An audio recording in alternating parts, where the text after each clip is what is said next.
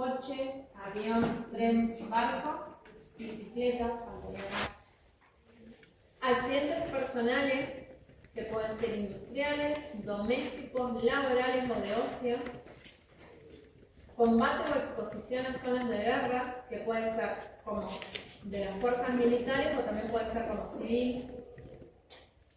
Violencia por parte de la pareja, agresiones físicas, psicológicas o sexuales, el acoso o el maltrato psicológico en el trabajo,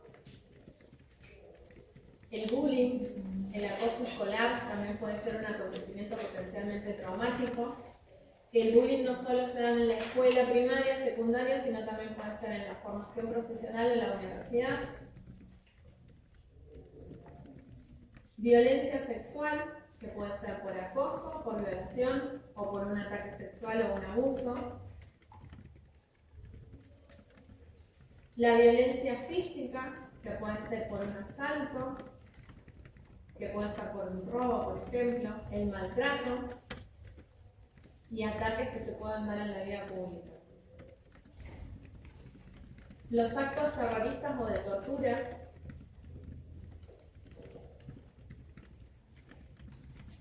el encarcelamiento, la detención o la cautividad forzosa, y un secuestro, por ejemplo.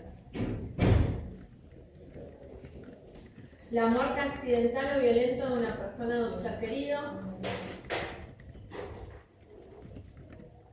La enfermedad muy grave propia o de un ser querido. Aquellas personas, por ejemplo, que tienen un familiar que tiene cáncer, ¿sí? Pueden llegar a desarrollar trastornos de estrés postraumático. Bien, eso también está considerado como un acontecimiento traumático. Situaciones críticas relacionadas con el desempeño profesional. Eso puede ser personal, por ejemplo, de las guardias del hospital, sanitarias, los bomberos, las fuerzas de seguridad de urgencias y emergencias. Bien. Todos esos son acontecimientos que pueden ser potencialmente traumáticos para cualquiera de nosotros. Fíjense que no es solamente el trauma asociado al abuso sexual o algo que tenga que ver solo desde el ámbito penal, sino que son situaciones que se pueden dar en la vida cotidiana que tienen que ver, no sé, nos vamos de vacaciones y nos agarra un terremoto. O sea, tranquilamente podemos tener después trauma. Tenemos un accidente. Ahora vamos a ver qué población está más predispuesta a qué tipo de situaciones, principalmente. Claro, eso sería el criterio A. Ese sería el criterio A. Si estuviste expuesto a alguna situación traumática. Fíjense todo lo que tienen. Influencia directa, o indirecta directa o el conocimiento de eso. O indirecta. Como esto de los códigos bomberos. Exacto. Sí. De hecho, por ejemplo, hay investigaciones en Argentina con el tema de la guerra de Malvinas. Aquellas personas que estuvieron directamente en combate, es decir, que fueron a la guerra los soldados y que tuvieran heridas, no desarrollaban estrés postraumático porque tenían lesiones físicas, pero sí el personal sanitario. Hubo mucha gente que estuvo atendiendo a esos soldados, a esos lesionados, viendo morir gente, que desarrollaran estrés postraumático.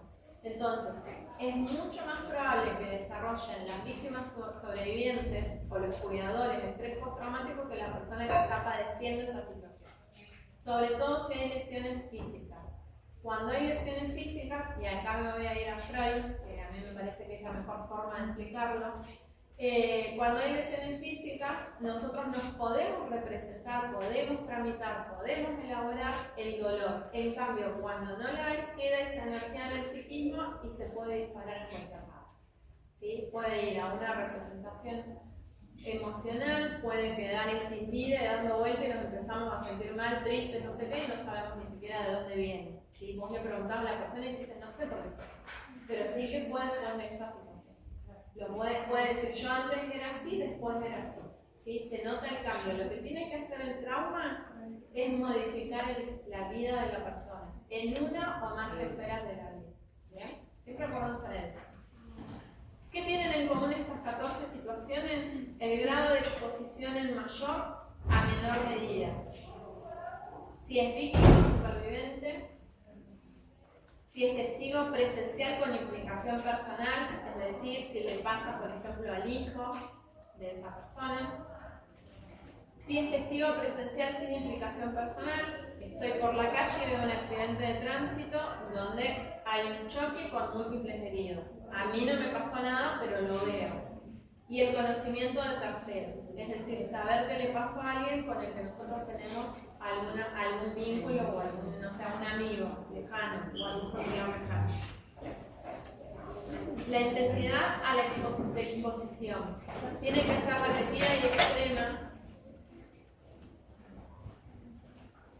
Tiene que darle miedo a resultar herido o morir. Puede ser una amenaza física o a la dignidad personal. Y puede ser que tengamos lesiones graves. Bien, es decir, que nosotros tengamos alguna lesión a partir de esta situación.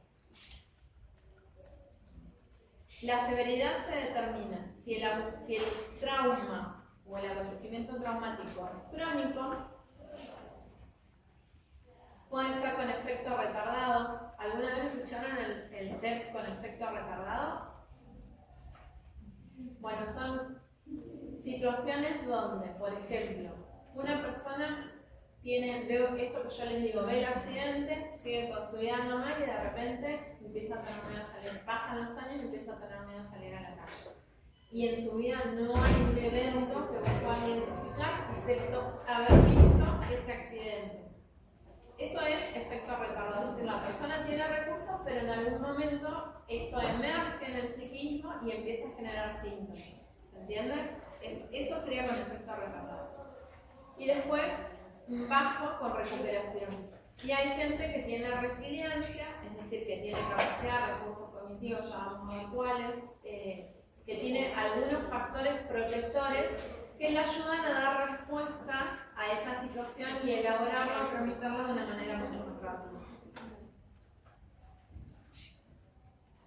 Se estima que de las personas que viven acontecimientos potencialmente traumáticos, yo creo que se los dije la semana pasada, entre el 2 y el 5% desarrollan estrés postraumático, ¿sí? Y el 2% estrés postraumático complejo, es decir, crónico, porque el TEP complejo depende de la cronicidad. Bien.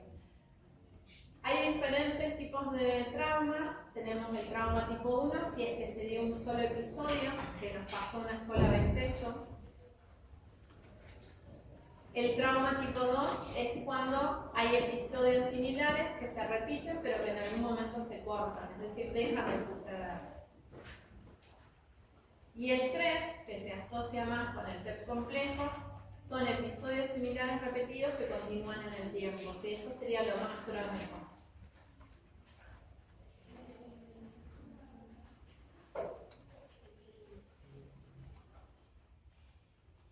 Esto ya lo vimos, pero bueno. El 70% de la población de la encuesta que hizo la ONU sufrieron uno o más traumas en algún momento de su vida y como media, es decir, la media de los 70.000 personas que se entrevistaron, cada persona estuvo expuesta 5 veces a 2 tipos de traumas diferentes a lo largo de su vida. Es decir, que esto que yo les decía, que el 90% de la población puede vivir al menos una vez en su vida en una situación o acontecimiento adverso, está diciendo la encuesta que el 70% de la muestra, o sea, el 70% de la población puede vivir 2 acontecimientos traumáticos a lo largo de su vida, como base. No quiere decir que desarrolle TEP, pero sí.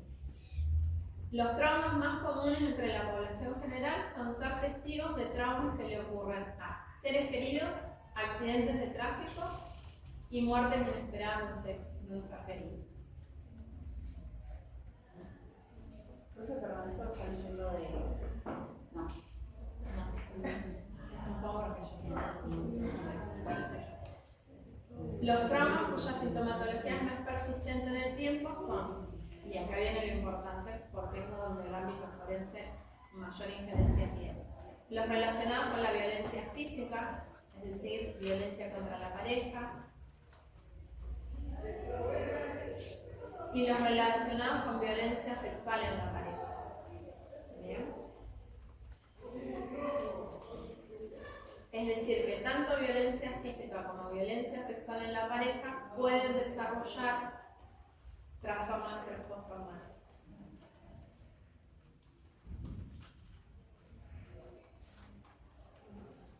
Claro, algo de eso como, o sea, no lo del estrés postraumático, pero me refiero a lo de las leyes y eso, hasta ahí llegan. Hasta ahí llega.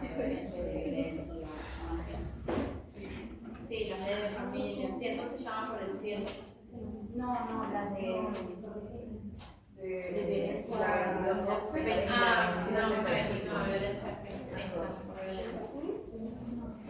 El impacto del trauma. Las mujeres sufren más traumas relacionados con violencia sexual y los varones más relacionados con violencia física y accidentes de tráfico.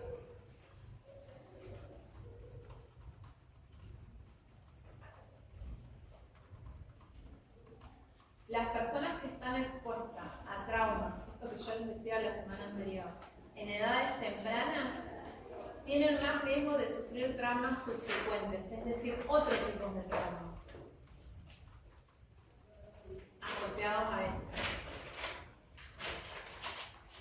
Como que tienen mayor predisposición, no sé, si sufren abuso sexual, a que después se junten con una pareja y tengan violencia contra la pareja, ¿se entiende? Como que están más predispuestos a ese tipo de situaciones.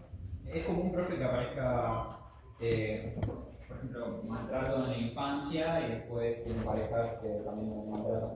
No es común, pero es habitual. ¿Sí? Depende también. Esto, a ver, es como. Depende de los recursos que tengan las personas. Porque a veces logran tener, o sea, acceso a tratamiento, logran tener educación y bueno, nada, va cambiando, pero es lo más habitual. Bien. La exposición a la violencia está asociada a la vulnerabilidad generalizada a desarrollar traumas subsecuentes, es decir, múltiples traumas. ¿Bien? O sea, estar expuesto a situaciones de violencia, es porque vos decís maltrato infantil, te predispone a esa persona a poder desarrollar otros traumas a lo largo de su vida, a tener acontecimientos potencialmente traumáticos. Las estadísticas dicen que el impacto de un trauma, es decir, esos síntomas postraumáticos, es aproximadamente de 6 años. Es decir, que a partir de los 6 años debería empezar a cambiar. Deberían empezar a desaparecer algunos síntomas.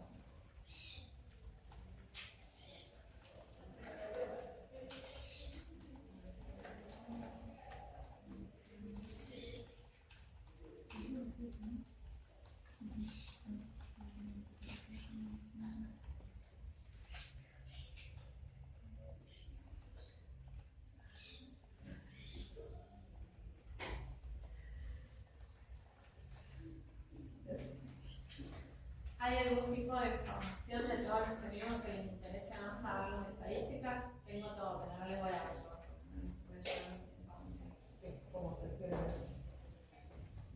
No sé, por ejemplo, el TER tiene el acoso escolar y el acoso laboral, el TER, el impacto que puede generar en un accidente automovilístico, cuáles son los síntomas que se pueden desarrollar. Tengo hasta la prevalencia de psicopatología de la pandemia. Fíjense que tengo todos desastres naturales. ¿La pandemia es considerado? Depende. Sí, porque se desarrolló hay prevalencia de psicopatología, distintas afectaciones que están asociadas al trauma. No es directamente un trauma, no te da TEP, ¿sí? Pero había sintomatología asociada, por ejemplo, ansiedad, depresión, estrés agudo, TEP y trastornos del sueño. Sí, ¿Cuál de ansiedad esos? social, por ejemplo, con gente que no quiere salir de su casa. Y los adolescentes, ideación suicida y problemas vinculares, de adaptación. Tremendo. Y también, bueno, obviamente, me refiero más como en general el encierro, ¿no? Porque hay un montón de gente que sí vivió. Y bueno, pero Entonces, en el como casamiento básicamente, forzado, pues, ante la pandemia, hay gente que lo vivió como si estuvieran detenidos y el encarcelamiento forzado desarrolla, es potencialmente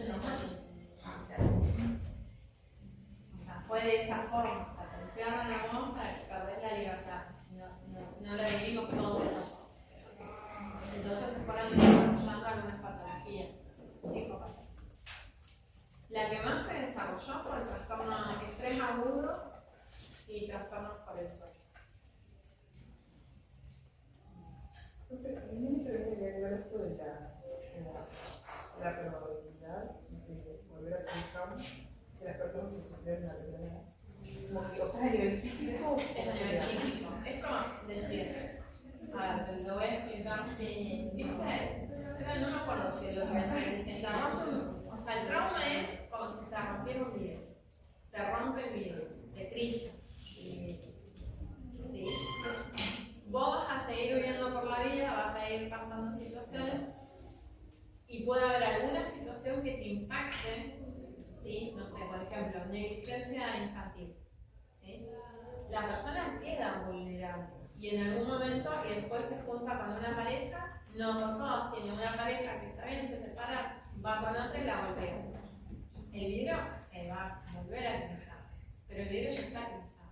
Es como esa forma, o sea, no hay mucha forma de representarlo, sino la otra es, vos te cortas, tenés una herida, la herida se va a curar, pero te va a quedar una cicatriz. En realidad es eso lo que pasa. Y después te volvés a lastimar más cerca y tenés otra cicatriz. Es como que se van anexando. Eso se llama subsecuentes. Es como decir que podemos tener. Hay una teoría del trauma que habla que las personas podemos tener distintos traumas pequeños de bajo impacto que podemos estabilizarnos y poder seguir viviendo, pero a lo largo del desarrollo es postraumático. Porque se junta todo eso, es como si tuvieras muchos cortes y se juntan todos esos cortes y te hace una herida. ¿Se entiende? Lo que uno busca con lo que deja la sintomatología postraumática es la huella psíquica de ese impacto. ¿Sí? El impacto puede ser un golpecito. Un golpecito, un golpecito, un golpecito hasta que esto se rompió. ¿Entiendes? O sea, bastó con que lo hicieran otra vez así para que se caiga. Porque no hay mucho con que sustentar. Todo eso depende, si hay tratamiento, si hay apoyo social, cuáles son los recursos psicológicos de las personas. La capacidad de recursos psicológicos, sobre todo en trauma, lo que hay que buscar es la capacidad de afrontamiento, es decir, qué recursos de afrontamiento a situaciones de estrés y qué herramientas tiene esa persona para dar respuesta a la vida cotidiana.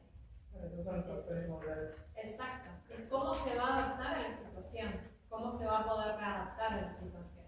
Bien. El DSM-5, que es lo que ustedes vieron en la entrevista, tiene 20 síntomas.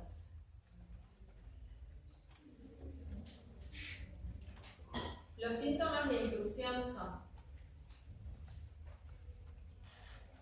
recuerdos intrusivos,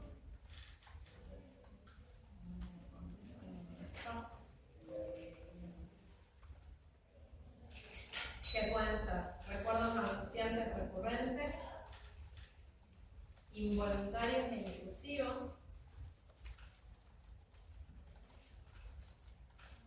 del suceso o de los sucesos traumáticos.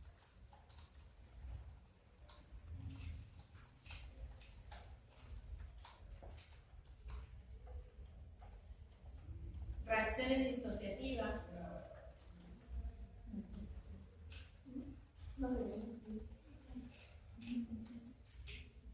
Que son las escenas, por ejemplo, retrospectivas, en las que el sujeto se siente o actúa como si se estuviera repitiendo esa situación traumática o ese suceso. Y ahí sí puede llegar a ver en ese tipo de situaciones disociativas o reacciones disociativas, puede llegar a haber pérdida de la conciencia. Y no quiere decir que se psicotice, sino que pierde la conciencia con el presente, con lo que está ocurriendo, porque está como reviviendo la situación.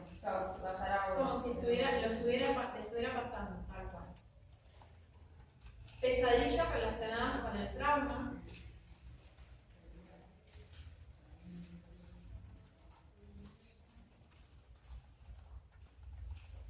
Los flashbacks, que están conocidos, que es la reexperimentación.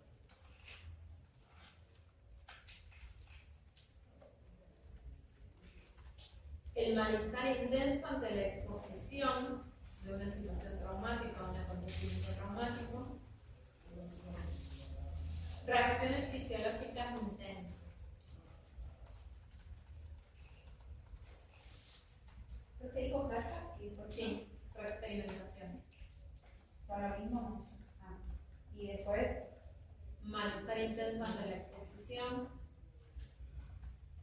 por ejemplo, creo que la semana pasada te di el mismo ejemplo, pero no sé.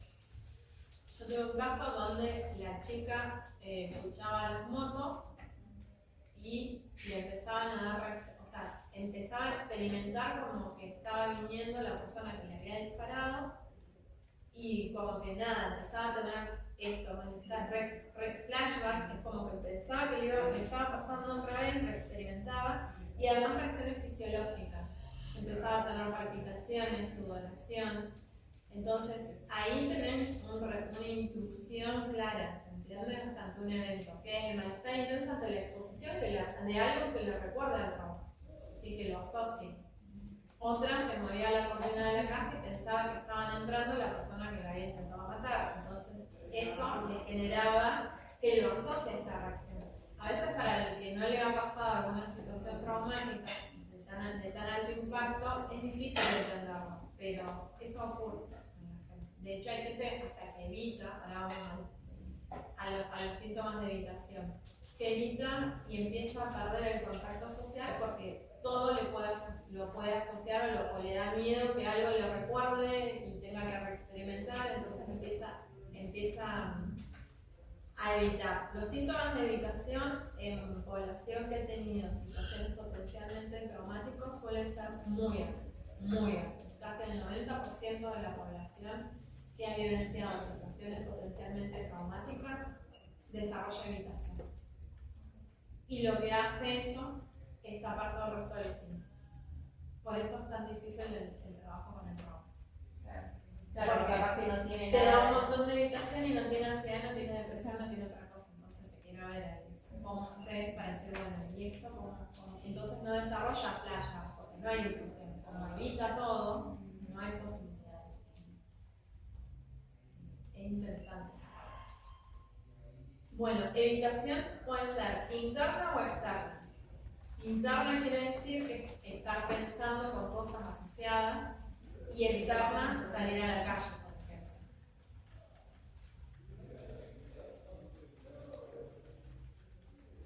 La interna pueden ser pensamientos, sentimientos o sensaciones físicas. Y la externa pueden ser personas, lugares, objetos, actividades, situaciones o conversaciones. A eso no se lo hemos rápido.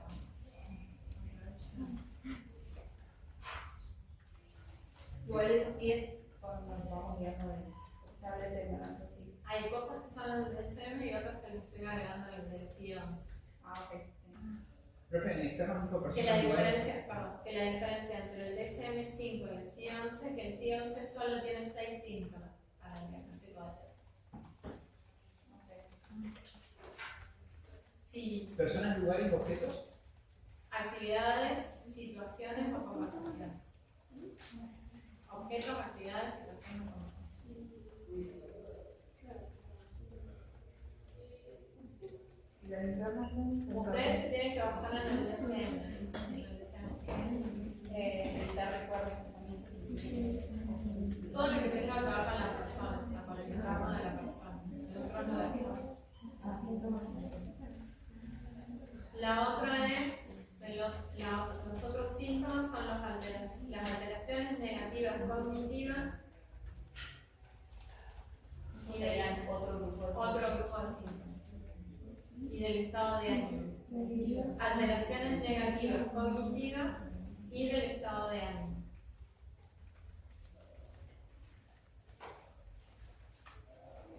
Amnesia, y dentro de ese grupo pueden incluirse amnesia relacionada con el trauma, es decir, que la persona no se acuerde lo que pasó o que tenga lagunas en la memoria.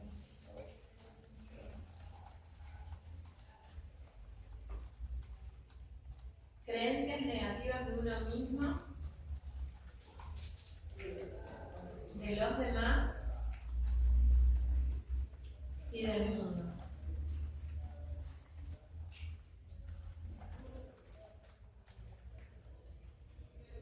Culpa hacia uno mismo y los otros.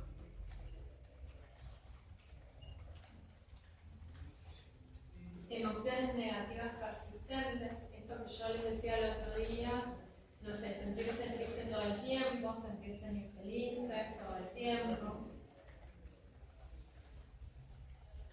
Anedonia, es decir, tener falta de voluntad o de motivación para hacer las cosas.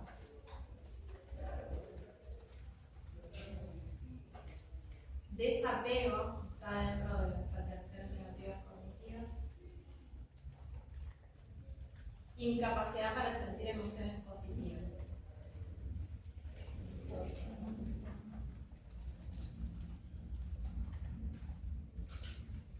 Bien, y el último es alteraciones de la alerta y reactividad. Alteraciones de la alerta y la reactividad.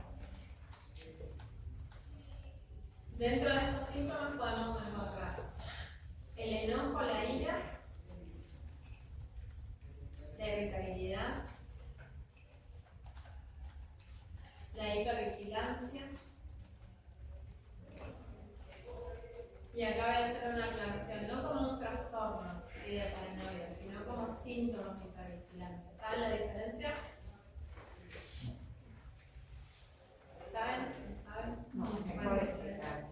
Bueno, la paranoia, a ver, incluye síntomas de hipervigilancia, pero es en un modo muy exagerado, que la persona culpa, tiene miedo, que está reactiva todo el tiempo. La hipervigilancia lo que hace es alteraciones cognitivas, es decir, nosotros tenemos miedo, no es que estamos paranoicos, no es que pensamos que todo el mundo nos va a lastimar, sino ante alguna situación. Por ejemplo, yo tengo que salir, no sé, me chocaron, ¿sí?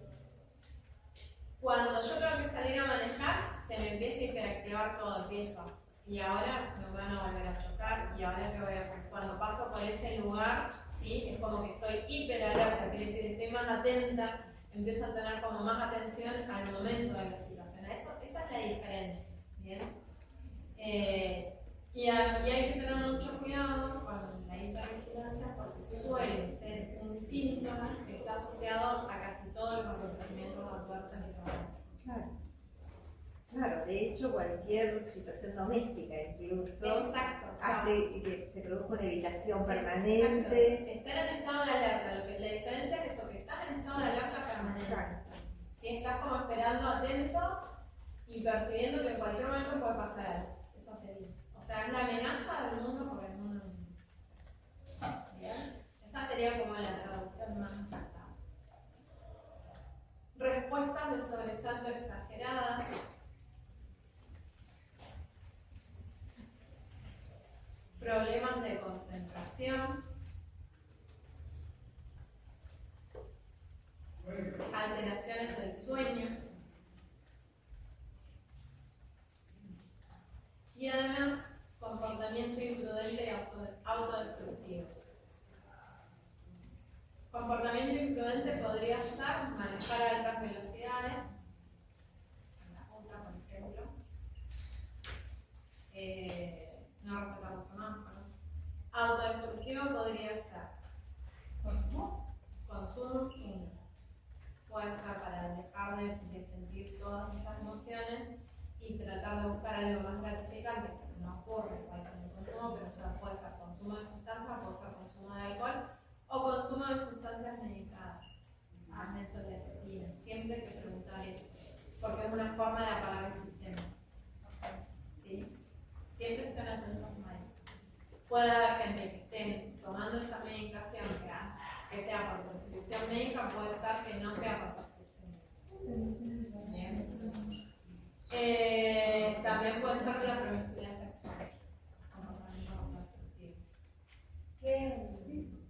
Estaba pensando que, o sea, que se vuelve muy difícil hacer diagnóstico diferencial porque Es necesario hacerlo. por eso, pero es re complejo, porque por ejemplo el trastorno límite de la personalidad también tiene un montón de estas sintomatologías o de cómo se presenta el. Por eso es muy importante lo que yo decía en la clase anterior. O sea, nosotros tenemos que saber, no basarnos solamente en cuando estaban haciendo el ejercicio me decían derecho, sí, pero vos te atreves a administrar la entrevista, no tener el impacto de trauma.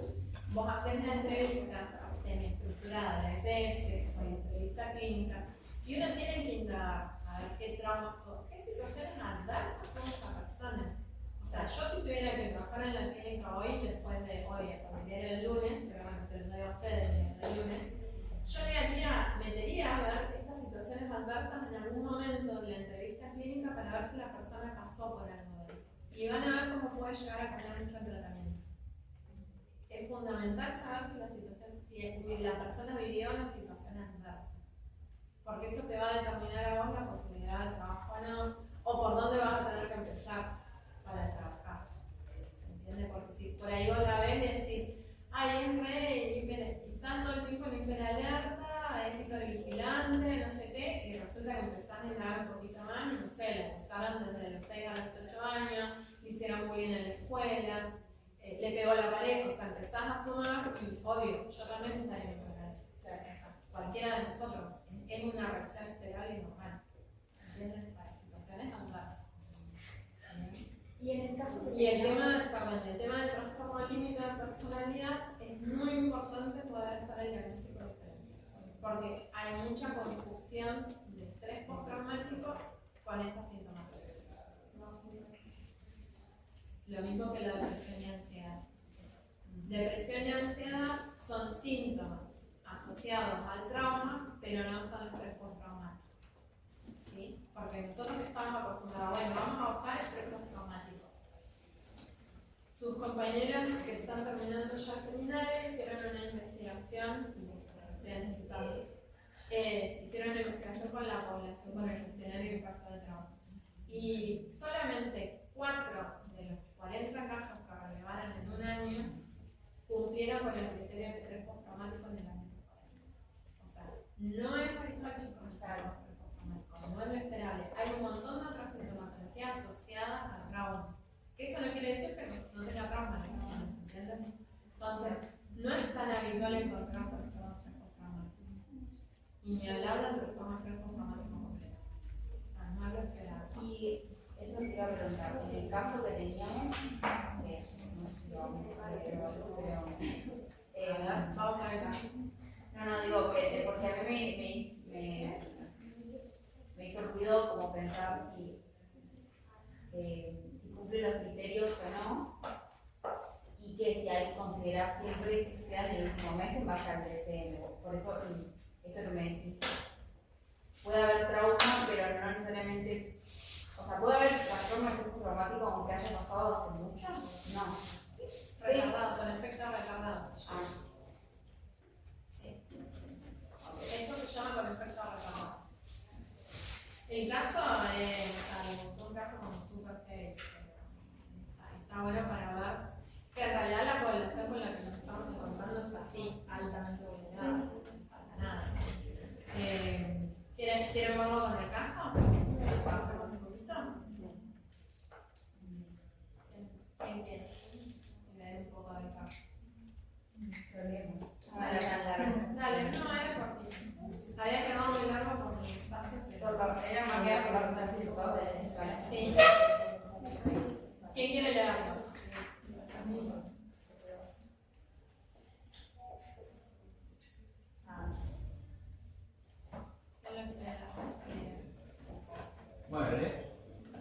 Bueno, caso número 5, J. Homicidio agravado por femicidio en grado de tentativa. Requerimiento. Se solicita un amplio informe psicológico de la víctima de autos. Yo cuando leí autos, ¿a qué se refería de autos? Fuimos todos a Google. La carátula. Fulanita de tal sobre, en realidad es falta sobre denuncia de homicidio, grado de tentativa por homicidio. O sea, la víctima de hecho. Del hecho, exactamente. Ajá. Cuando lean autos, porque les va a pasar cuando si trabajan en civil, es la carátula del expediente. Es autos caratulados. Bueno. Es un término jurídico. Bueno, estado actual.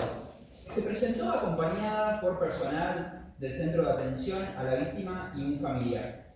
Su actitud fue predispuesta. Se la observó con buen estado psicofísico en general. No obstante, refiere una molestia en su pierna producto de las lesiones sufridas.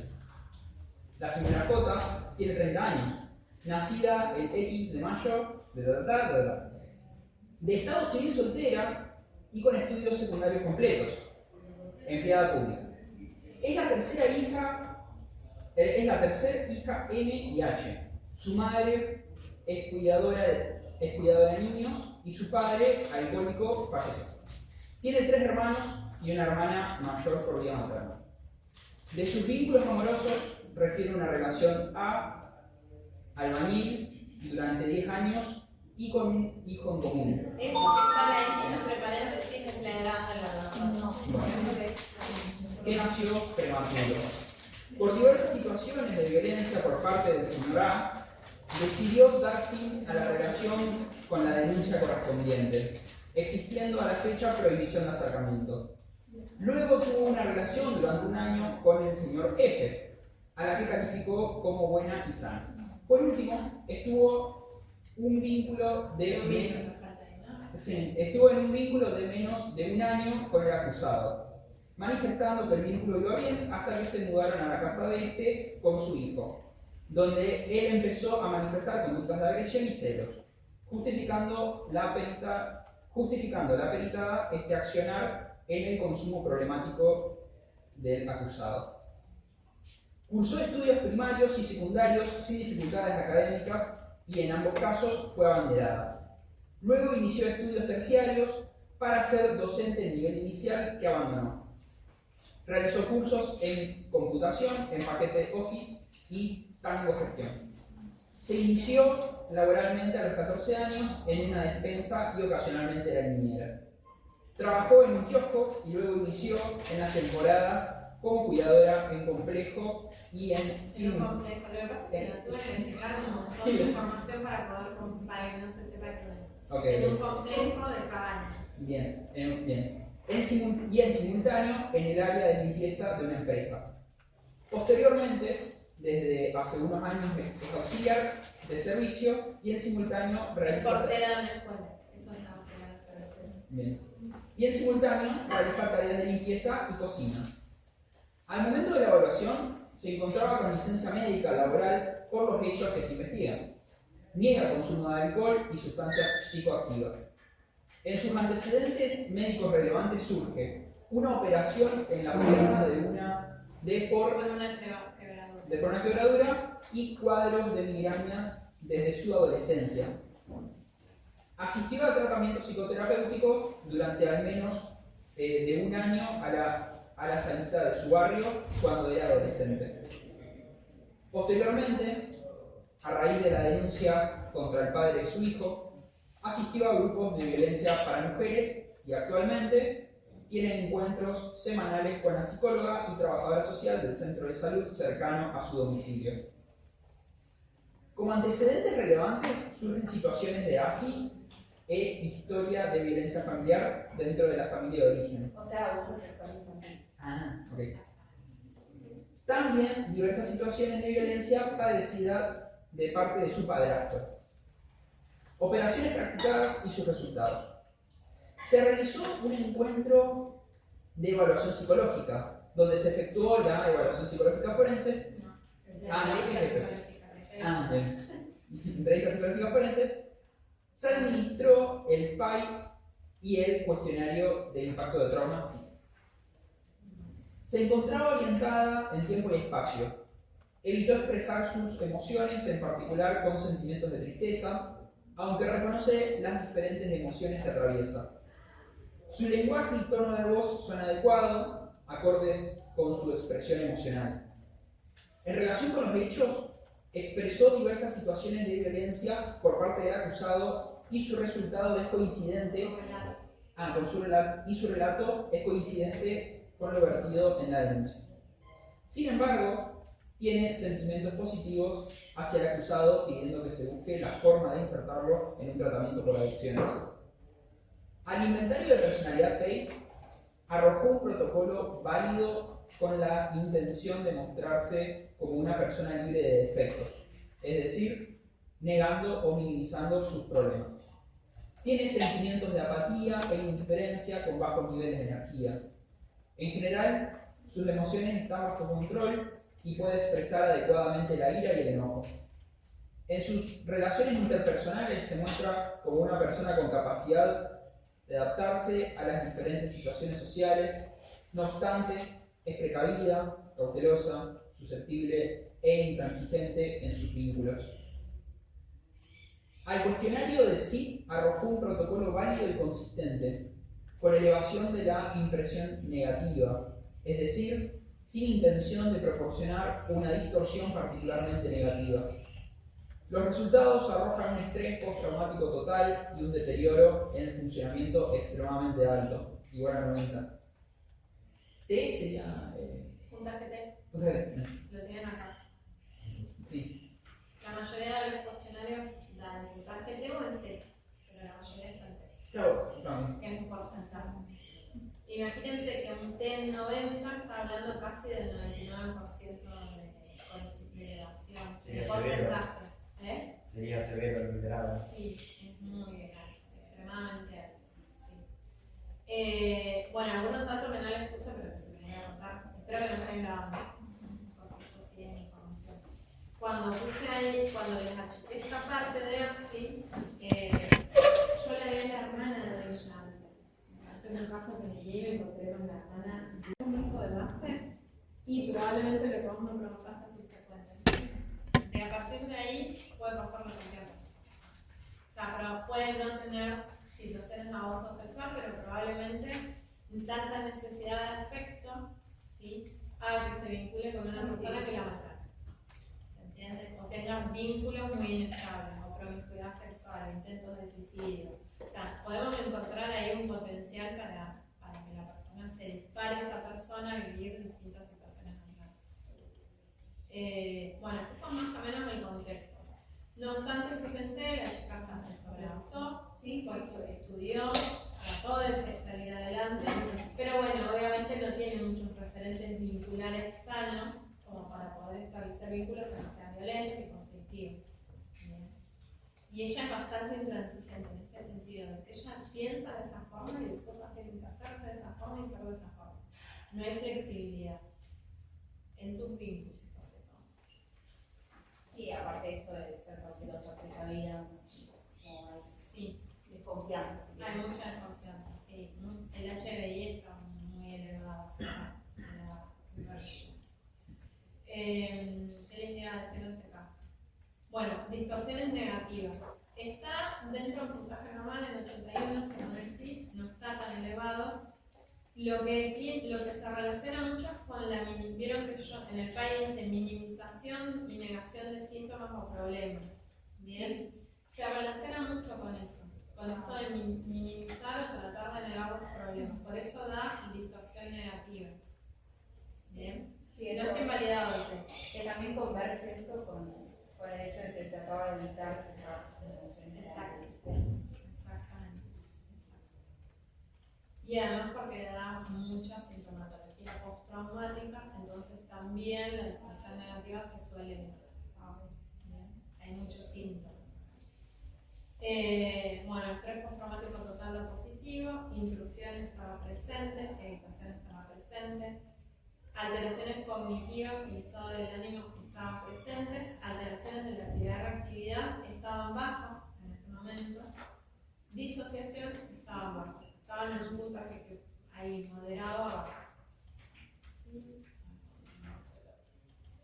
Centralidad del acontecimiento, la situación por la que fue evaluada en ese momento era una tentativa de femicidio. El hecho fue, ella se muda con esta pareja, a la cual la conocía hace 3 meses, deja su casa, porque tenía su casa propia, y se muda con su hijo chiquitito, producto de otra pareja. El hijo tenía 3 años y ya había tenido 3 parejas simplemente, esta era la tercera.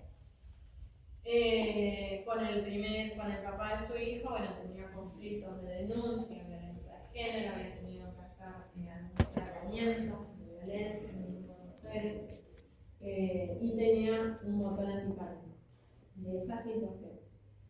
Tiene una situación que consideraba positiva, entre medio, y después de esa situación, a los 2 o 3 meses, parece vínculo con el denunciado, que consumía sustancias. Y aparentemente en ese consumo de sustancias, bueno, empiezan a tener diferencias y él se va de la casa que era de él, donde ella vive, pero vuelve, había consumido, vuelve y quiere prenderlo a fuego a ella con el nene adentro.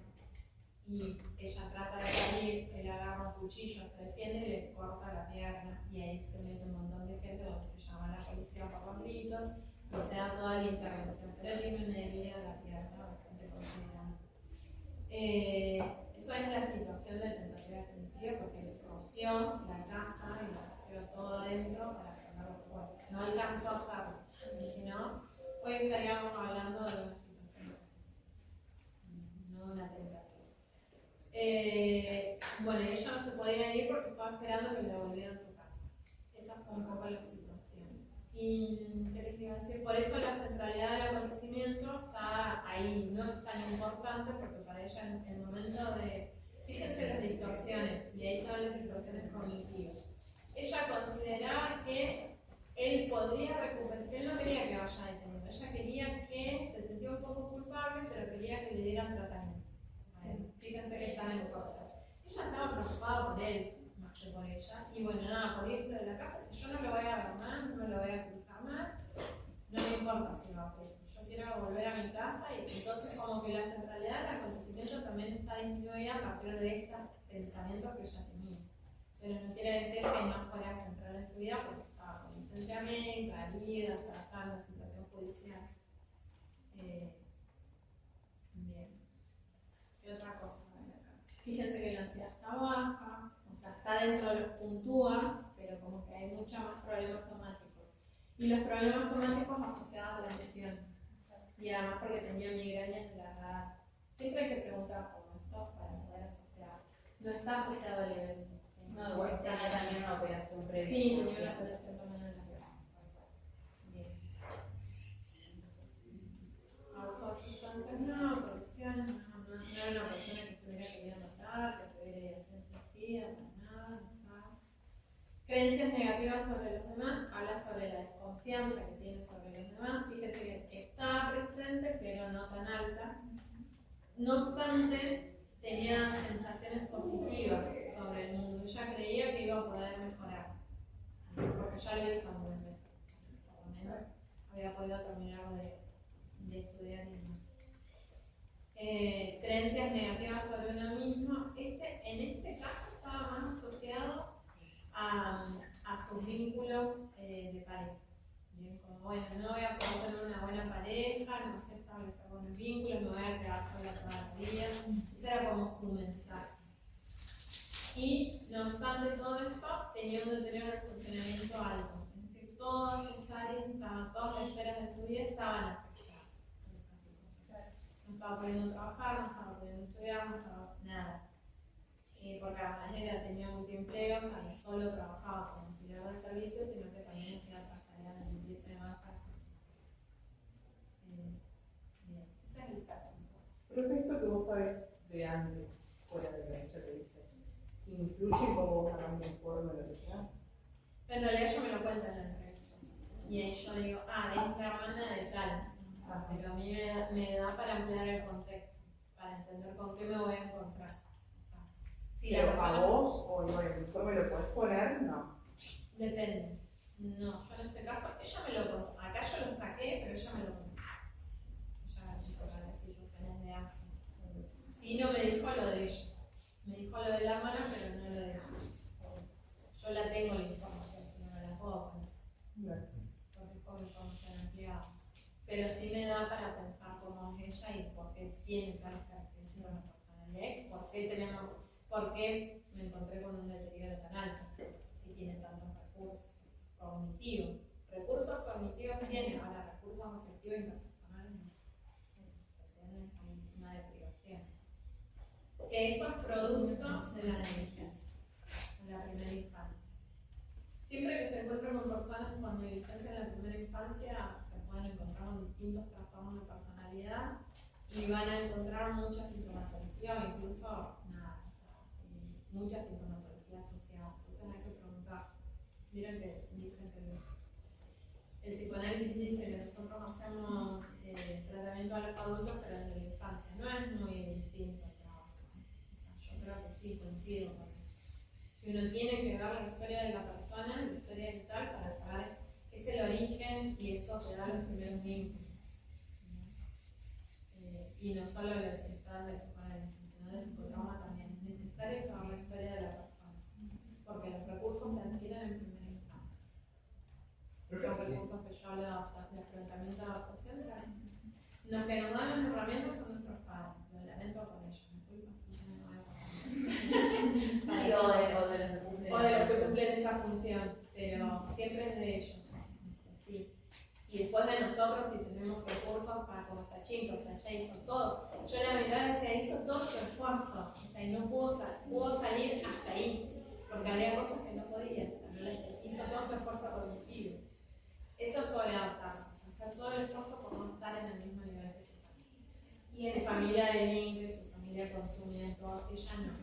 En este caso, ¿cómo funciona?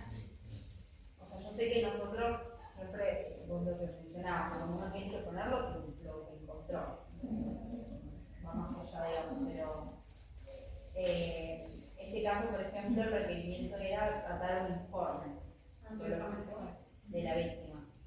Si no tiene trastorno de estrés postraumático, igual vale que nosotros pongamos con todas estas resultados, si no da los criterios. Me estás preguntando, hacemos la distinción, para un informe forense.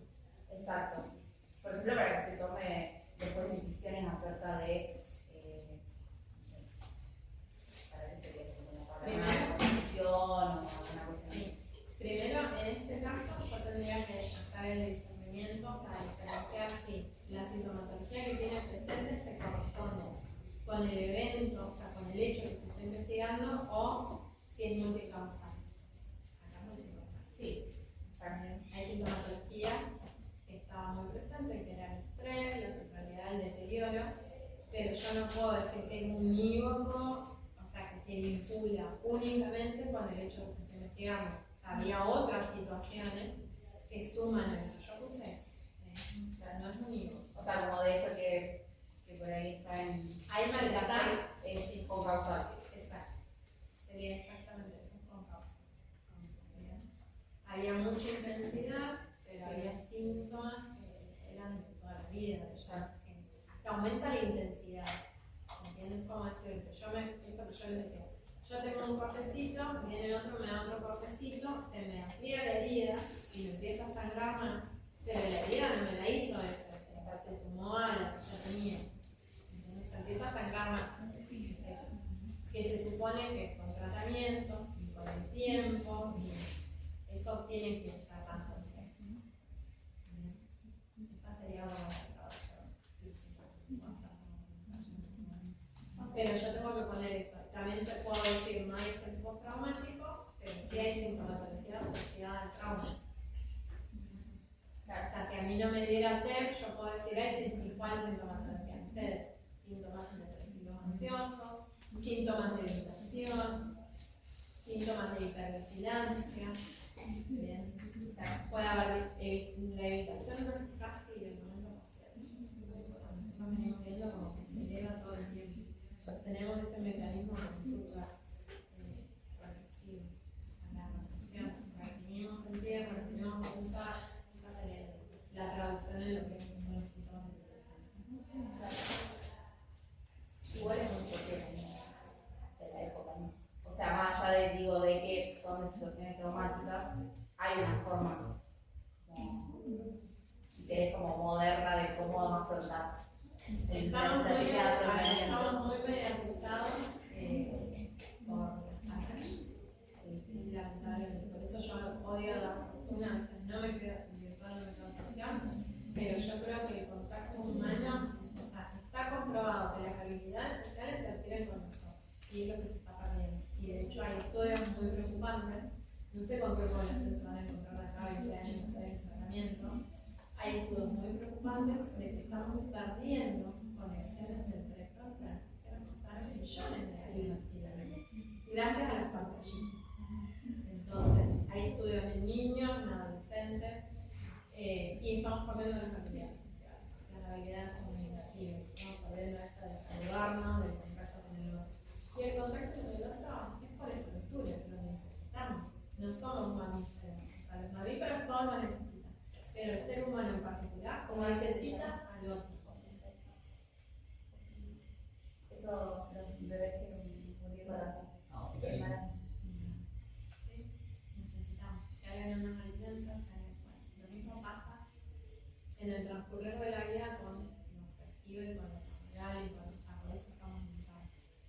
también es preocupante que todo el tiempo está buenísimo poder trabajar virtual y poder y el lazo social y el contacto con el otro y los vínculos. Yo creo que estamos muy conectados, pero a la vez estamos muy solos. Bueno, chicos, ya hablé mucho, ya me fui de la clase de psicología jurídica. No, bueno, traten de contestar, si quieren me las pueden contestar las preguntas, porque van a llevar para el parcial. Desde el impreso lo pueden hacer. El próximo práctico de qué va a hablar,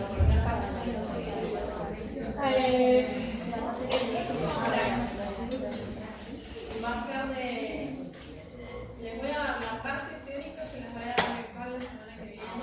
Y vamos a ver después si podemos hacer en realidad de la reverencia.